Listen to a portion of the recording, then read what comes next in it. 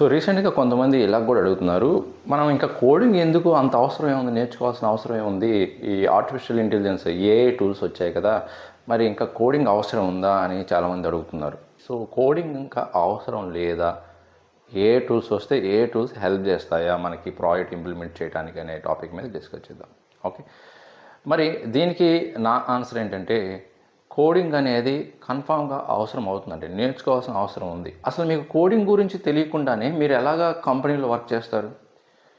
Course కొంచెం basic concepts, basic things అయితే అది ఏ టూల్స్ అనేది చేసి ఇవ్వగలదు. బట్ కంప్లీట్ ప్రాజెక్ట్ని అయితే ఈ ఏ టూల్స్ యూజ్ చేసి చేయలేమండి. ఏదో స్మాల్ వెబ్సైట్స్ స్మాల్వి చేయొచ్చేమో కానీ, బట్ ఒక మేజర్ ప్రాజెక్ట్స్ని, కాంప్లెక్స్ ప్రాజెక్ట్స్ని, ఒక ఎంటర్ప్రైజ్ రిలేటెడ్ ప్రాజెక్ట్స్ని హ్యాండిల్ చేస్తున్నప్పుడు, ఇంప్లిమెంట్ చేస్తున్నప్పుడు ఏఐ అనేది జస్ట్ కొంత మనకి సపోర్ట్గా ఉంటుంది కానీ, బట్ 100% ఇంకా అది చేసి ఇంక మనకి ఏం తెలియకపోయినా కాపీ పేస్ట్ చేసుకోవడం చేస్తే ఏమి రాదు. అలా వర్కౌట్ కాదు. ఒక మంచి క్వాలిటీ ప్రోడక్ట్ని, క్వాలిటీ ప్రాజెక్ట్ని, క్వాలిటీ అప్లికేషన్ని మనం డెవలప్ చేయలేం ఆర్ డెలివర్ చేయలేం. సో ఏ టూల్స్ అంటే నథింగ్ బట్ ఏవో కాదు, మీరు ఏవైతే యూజ్ చేస్తుంటారో లైక్ బార్డ్ అని, చాట్ జీపీటీ అని, ఆర్ సమ్ అదర్ ఇవైతే పాపులర్వి, ఇంకా చాలా ఉండొచ్చు. టూల్స్ యూజ్ చేసి 100% అప్లికేషన్స్ డెవలప్ చేయడం, స్మాల్ అప్లికేషన్స్ డెవలప్ చేయవచ్చేమో కానీ, బట్ మేజర్ లార్జ్ అప్లికేషన్స్ని, కాంప్లెక్స్ అప్లికేషన్స్ని డెవలప్ చేయడం కష్టమవుతుంది. బట్ ఓన్లీ హెల్ప్ తీసుకోవటమే, కొంత మన ఎఫిషియన్సీ, కొంత ఇంప్రూవ్మెంట్ కోసం, కొంత టైంని సేవ్ చేసుకోవడానికి కొన్ని సందర్భాల్లో కొన్ని సిచ్యువేషన్లో కొన్ని లాజిక్స్ని, కొన్ని కోడింగ్ని మనకి ప్రొవైడ్ చేస్తుంది. మనం అక్యురేట్గా దానికి సంబంధించిన ప్రాంప్ట్ రాయగలిగితేనే. మన ప్రాంప్ట్ కరెక్ట్గా ఉంటే దాన్ని బేస్ చేసుకొని అది మనకి ఇవ్వగలదు అవుట్పుట్ అనేది.